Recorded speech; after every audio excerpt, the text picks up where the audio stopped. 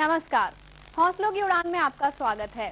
हौसलों की उड़ान में हम आपको मिलवाते हैं ऐसे लोगों से जिन्होंने मुश्किल हालात में भी उम्मीद का दामन नहीं छोड़ा और दुनिया को जीने का मतलब सिखाया। इस बार हम आपको मिलवाएंगे एक ऐसे शख्स से जिन्होंने अपने जीवन को अंधेरों से निकालकर उजालों में लाकर खड़ा कर दिया और उनके जीवन की रोशनी औरों को भी प्रभावित करती है।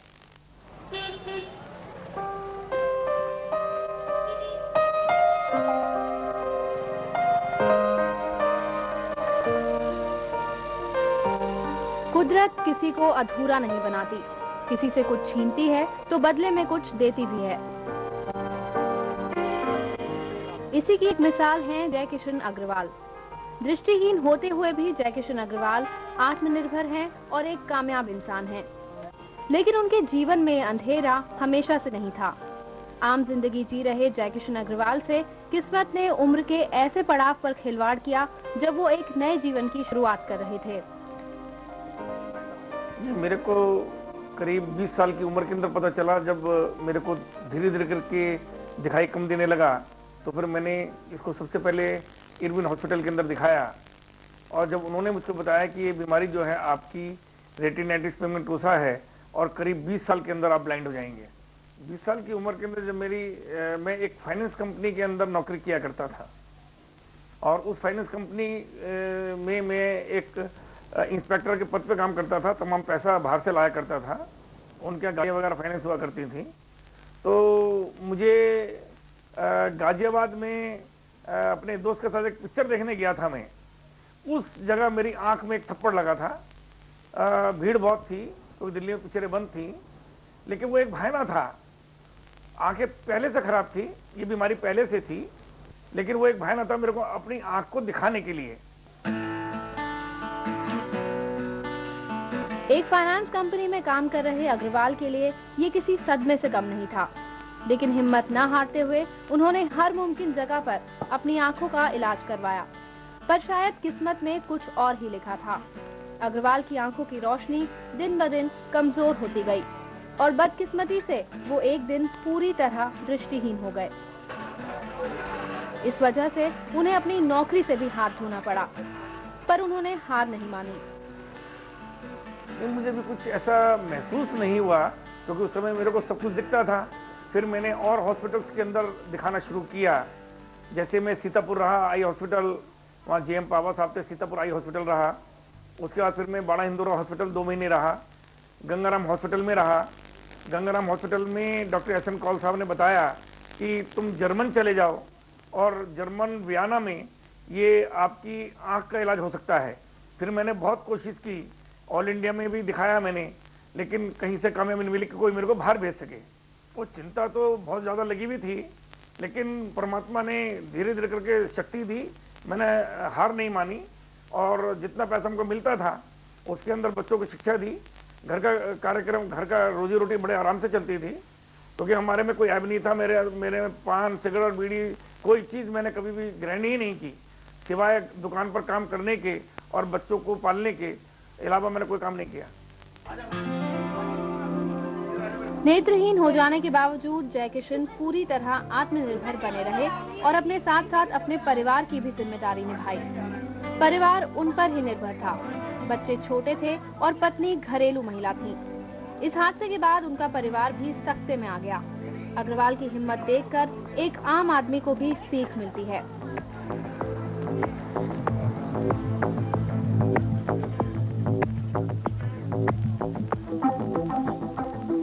आज वो एक ट्रैवल एजेंसी के मालिक हैं और अपने परिवार का गुजारा बेहतर ढंग से कर रहे हैं। रोजमर्रा के काम में भी उन्हें किसी के सहारे की जरूरत नहीं पड़ती, फिर चाहे वो ऑफिस के बड़े काम हो या घर की छोटी मोटी जिम्मेदारियां। जब मैं नौकरी किया करता था फाइनेंस कंपनी में, वहाँ से छोड़नी पड़ी आँख की वजह से। फिर मैं चावड़ीजार में एक फर्म है और उस फर्म में मैं काम किया।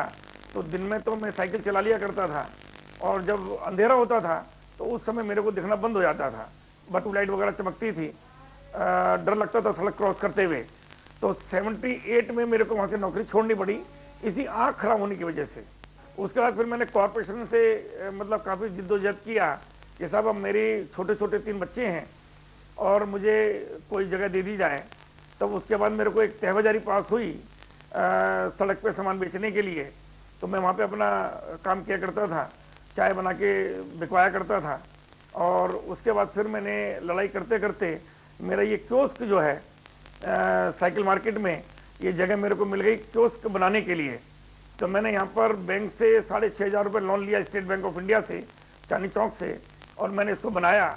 और बनाने के बाद फिर यहाँ मैंने कैंपा कोला का एक फ्रिज, मुझे एक मदद की, और एक जो सॉफ्ट ड्रिंक बनाती है उसने भी मुझे 25 क्रेट माल फ्री दिया। तो वहाँ मैं और मेरी पत्नी ने दोनों ने मिलके मेहनत की। एक बात बताता हूँ यहाँ पर कि इसके साथ साथ मुझे एक कियोस्क दिल्ली डेवलपमेंट अथॉरिटी ने प्रीतमपुरे में प्रशांत विहार में बनाया दिया 152 रुपये महीने के ऊपर। लेकिन मैंने उसको सिलेंडर कर दिया कि ये कहकर भी मुझे एमसीडी ने जगह दे दी है, इसलिए ये किसी और नेत्रहीन भाई का भला करें। अग्रवाल जैसे शख्स इस दुनिया में एक मिसाल हैं। वो एक कामयाब इंसान हैं और चुनौतियों को हराने का हौसला जिगर में रखते हैं। इंसान चाहे तो पहाड़ काटकर भी रास्ता बना सकता है। अग्रवाल ने अपने साथ हुई दुर्घटना के बाद जिंदा दिल रहकर यही साबित किया है।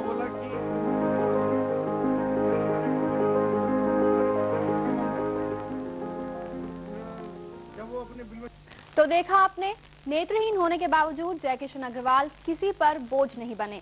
इनके जीवन का एक और भी पहलू है जिस पर चर्चा करेंगे ब्रेक के बाद। लोगों की तकलीफ को देखकर भी अनदेखा कर देते हैं, लेकिन जयकिशन अग्रवाल ने नेत्रहीन होते हुए भी दूसरों के दर्द को महसूस किया है।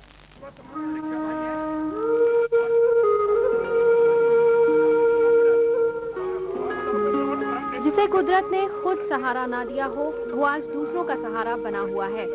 जयकिशन अग्रवाल की हिम्मत की जितनी सराहना की जाए कम है।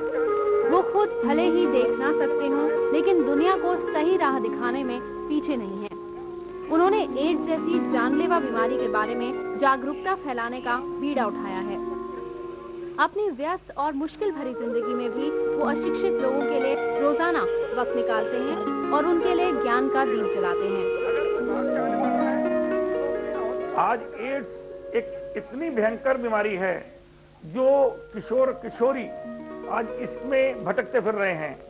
और मैं तो एक बात कहूँगा कि जो आज ये टेलीविज़न है, जो आज ऐसे गंदे सीरियल आ रहे हैं, आज जो भावना सेक्स की बच्चों में पैदा हो गई है, जो आज उसकी वजह से छोटे छोटे बच्चे खराब हो रहे हैं, इसकी वजह से मैंने ये काम शुरू किया, ये अवेयरनेस जगाने का काम शुरू किया। क्योंकि मैं अपनी दुकान पे बैठता हूँ, बैठने के साथ साथ ये पंपलेटिव बांटता हूँ और लोगों को शिक्षा भी देता हूँ कि हमें इस काम से दूर रहना चाहिए। मजदूरों में, ट्रक ड्राइवर्स में, और अब तो हमारी जो सेना है, जैसे हमारे आंकड़े बताते हैं, उसमें भी पाया जा रहा है। तो हमने काफ़ी कोशिश की। दिल्ली एड्स सोसाइटी जो है वो जगह जगह कैंप लगाती है। मैं रेडियो पर उनसे क्वेश्चन भी करता हूं, जब वो रेडियो पे आते हैं फोन इन कार्यक्रम में, तो उन्होंने तमाम जितनी चुंगियां हैं, जहाँ जहाँ अड्डे हैं आपके ड्राइवर्स के, ट्रक खड़े करते हैं, वहाँ पर उन्होंने उनको शिक्षित करने के लिए बहुत काम किया है और कर रहे हैं। नेशनल एड्स कंट्रोल सोसाइटी भी बहुत काम कर रही है और लोग भी बहुत काम कर रहे हैं। सरकार इतनी अवेयरनेस हो गई है इस काम के लिए, जिससे कि लोगों को पता चल गया है कि एड्स से हमें बचना चाहिए। जयकिशन अग्रवाल के लिए रोजी रोटी कमा पाना कोई आसान काम नहीं है। इसके बावजूद वो जरूरतमंद लोगों की मदद करने से कतराते नहीं हैं। फिर चाहे वो उनकी जमा पूंजी में से हिस्सा बांटना हो या फिर किसी और तरीके से उनकी मदद करना ही क्यों ना हो। अगर हम किसी की मदद नहीं करेंगे तो दूसरा आदमी हमारी मदद कैसे करेगा, या उसकी भावना हमारे को कैसे लगेगी कि भाई देखिए ये आदमी विकलांग होते हुए भी, नेत्रहीन होते हुए भी इतना काम कर रहा है। इतना ही नहीं, जयकिशन अग्रवाल साहस की मिसाल भी हैं। अपनी जान की परवाह न करते हुए उन्होंने एक कातिल को पुलिस के हवाले भी करवाया। ऐसा साहस एक सक्षम व्यक्ति भी नहीं दिखा पाता। मेरे मकान के सामने एक किराएदार रहते थे और उन्होंने गांधीनगर में जाकर एक लेडी, उसके 3 छोटे छोटे बच्चे थे, 6 साल से कमती के बच्चे थे, और उसका मर्डर किया, और इतना भयानक मर्डर किया जो कि पुलिस इंस्पेक्टर भी मेरे से कहता था कि मैंने बहुत मर्डर देखे हैं लेकिन ऐसा मर्डर नहीं देखा है। लेकिन मैंने उसको पकड़वाने में बहुत मेहनत की। मेरे घर वाले भी कहते थे कि तुम्हें कोई ज़रूरत नहीं है, हो सकता है कि कल को तुम्हें मार दे। तो मैंने कहा मौत तो एक दिन आनी है, कोई डरने की जरूरत नहीं है। लेकिन जिसकी इसने हत्या की है उसके छोटे छोटे बच्चे हैं, पहले उसको पकड़वाएंगे। और उसको मैंने पकड़वाया। जय किशन अग्रवाल की मदद से न जाने कितने लोगों का जीवन बेहतर हो सका है। ये ऑटो वाला भी उन्हीं में से एक है। करीब 20 साल पहले दिल्ली आया मुरली अपने हालात से जूझ रहा था जब उसकी मुलाकात जय किशन से हुई। दरियादिल अग्रवाल ने उसकी मदद करने की ठान ली और कई कोशिशों के बाद वो उसे एक ऑटो दिलवाने में कामयाब हुए। ये ऑटो वाला आज भी अग्रवाल का एहसानमंद है और उन्हें भगवान से कम नहीं मानता।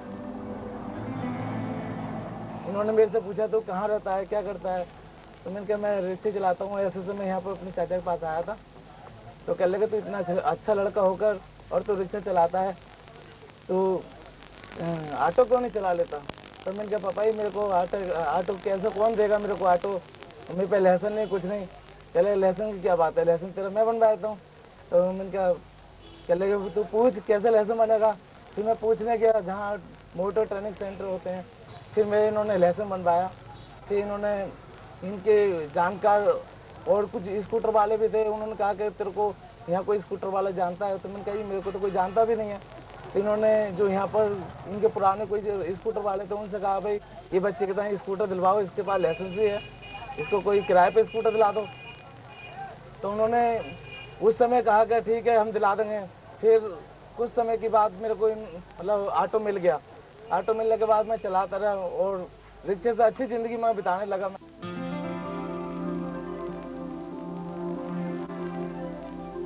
अपनी बहादुरी और दरियादिली के लिए अग्रवाल को कई पुरस्कारों से भी नवाजा गया है। अपने जोखिम भरे सफर में अग्रवाल ने हमेशा दूसरों के जीवन में उजाला भरने की कोशिश की है।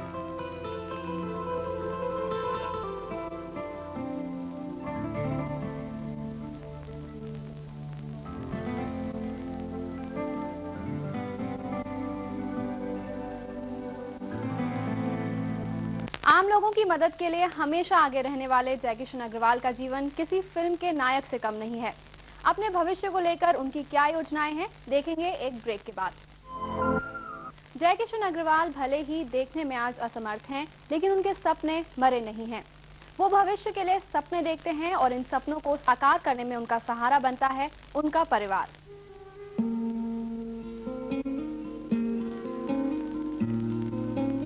इंसान मत उसके हालात पर नहीं बल्कि उसकी सोच पर निर्भर करती है। ये साबित कर दिखाया है जय किशन अग्रवाल ने। हर मुसीबत से जूझकर आज वो एक ऐसे मुकाम पर पहुंच गए हैं जहां उनके परिवार को उन पर फख्र है। बहुत चिंता हो गई थी कि बच्चों को कैसे होगा। बहुत छोटे छोटे बच्चे थे, गोदी में थे बिल्कुल मेरे, आंखों की रोशनी चली गई थी। परंतु हमने भी हिम्मत नहीं हारी, ना मेरे पति ने हिम्मत हारी। बहुत ज़्यादा उन्होंने हिम्मत रखी कि भाई कैसे करना है। हमने अपने बच्चों को पढ़ाया लिखाया। एक तो पूरी शिक्षा हमें उन्होंने दी है, दूसरा उन्होंने हमें अपने खुद के पैरों पर चलना सिखाया है। सबसे बड़ी बात यही रही हमारे लिए कि ना हम डिपेंडेंट हैं ना वो डिपेंडेंट हैं। सबसे बड़ी बात जो यही है जो हमने उनसे सीखी। दूसरी बात हमने उनसे ये सीखी कि समाज में हर वर्ग और हर धर्म के लोगों की मदद हम लोग करें, चाहे वो कुष्ठ रोग निवारण का काम हो, चाहे वो एड्स निवारण का काम हो, चाहे वो पोलियो का काम हो। हमें उसमें आगे आना है, लोगों की मदद करनी है ताकि लोग लाभान्वित हो सकें और बेहतर ज़िंदगी जी सकें। ये हमने उनसे सीखा है। सब कुछ खो देने के बाद भी अग्रवाल की भगवान में आस्था और खुद पर भरोसा बना रहा। कभी हिम्मत न हारने वाले अग्रवाल का मानना है कि अगर हम समाज को कुछ देंगे तो वो खुद ब खुद हमारे पास वापस आ जाएगा। मैं तो भगवान का यही शुक्र समझता हूँ कि जिस हाल में रखा है वो बहुत अच्छा किया है। हमसे भीख नहीं मंगाई, हमारा परिवार बहुत अच्छा है और खूब शांतिपूर्वक हम कमाते हैं और आराम से सब कुछ मिलता है।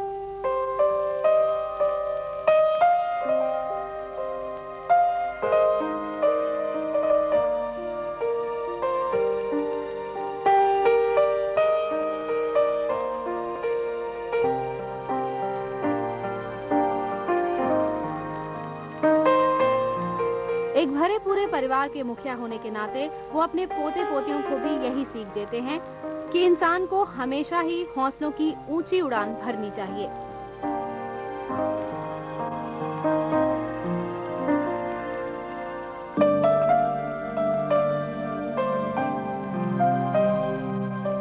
इतना सब होने के बाद भी अग्रवाल अपनी फिटनेस का भी पूरा ख्याल रखते हैं।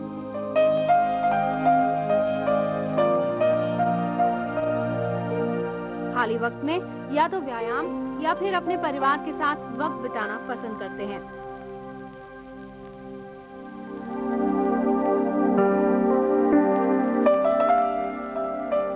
उन्हें दुख सिर्फ इस बात का है कि अगर वो दृष्टिहीन ना होते तो वो समाज को जितना आज दे रहे हैं उससे दोगुना देते।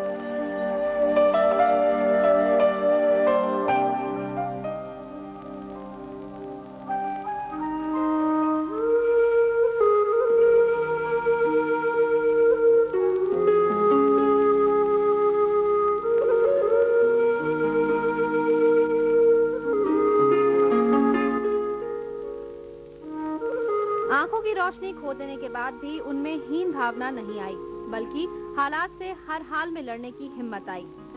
नेत्रहीन होते हुए भी उन्होंने वो सब हासिल किया जो एक सक्षम आदमी भी नहीं कर सकता।